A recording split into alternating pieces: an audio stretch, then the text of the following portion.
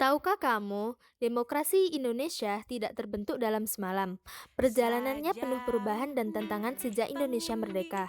Lalu, bagaimana perjalanan demokrasi di Indonesia? Yuk kita simak bersama. Setelah merdeka, Indonesia menerapkan sistem demokrasi parlementer. Pada masa ini, rakyat memiliki kebebasan berpendapat dan banyak partai politik bermunculan. Bahkan, Indonesia berhasil menyelenggarakan pemilu pertama pada tahun 1955. Namun, seringnya pergantian kabinet membuat pemerintahan menjadi kurang stabil. Untuk mengatasi kondisi tersebut, pada tahun 1959, Presiden Soekarno mengeluarkan Dekret Presiden yang menandai berakhirnya demokrasi parlementer dan dimulainya masa demokrasi terpimpin. Dalam sistem ini, peran presiden menjadi sangat dominan dalam menentukan arah pemerintahan. Soekarno berpendapat bahwa Indonesia membutuhkan kepemimpinan yang kuat untuk menjaga persatuan bangsa di tengah berbagai tantangan politik dan ideologi yang berkembang saat itu. Pemerintah berupaya menciptakan stabilitas nasional dan memperkuat identitas bangsa. Namun, di sisi lain, kebebasan politik masyarakat mulai berkurang. Peran partai politik menjadi lebih terbatas dan proses pengambilan keputusan lebih banyak dipusatkan pada pemerintah. Setelah berakhirnya masa demokrasi terpimpin, Indonesia memasuki era Orde Baru di bawah pimpinan Presiden Soeharto. Pemerintah pada masa ini menekankan pentingnya stabilitas politik sebagai dasar pembangunan nasional. Berbagai program pembangunan dilaksanakan untuk meningkatkan perekonomian, infrastruktur, pendidikan, dan kesejahteraan masyarakat.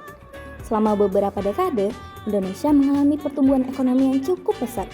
Pemilu tetap diselenggarakan secara rutin, tetapi kehidupan politik berada di bawah pengawasan yang ketat.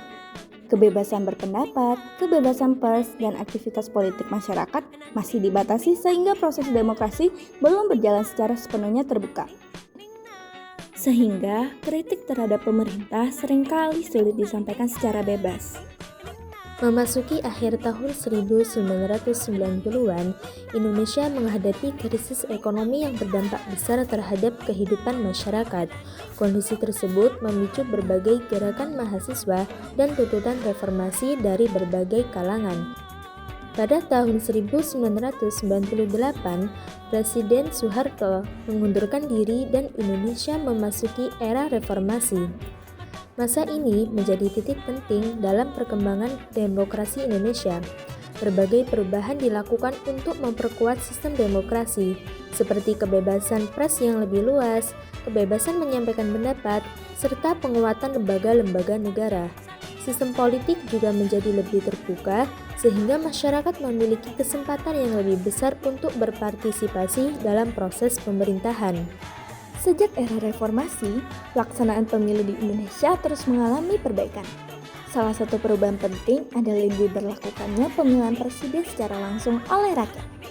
Selain itu, masyarakat juga dapat memilih anggota legislatif, kepala daerah, hingga wakil rakyat di berbagai tingkatan melalui proses pemilu yang lebih terbuka dan kompetitif.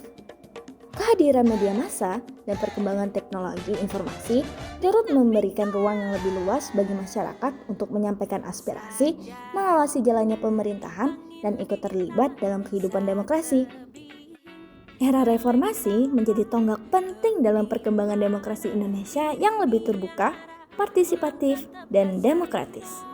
Segitu aja pembahasan tentang sejarah demokrasi di Indonesia dari kami.